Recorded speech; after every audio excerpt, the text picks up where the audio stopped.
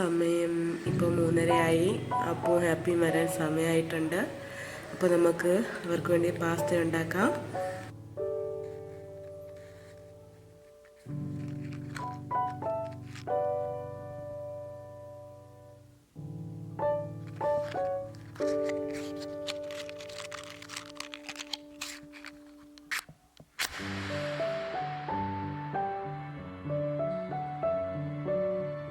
രണ്ടുപേരും കൂടി കടന്നു വരികയാണ്.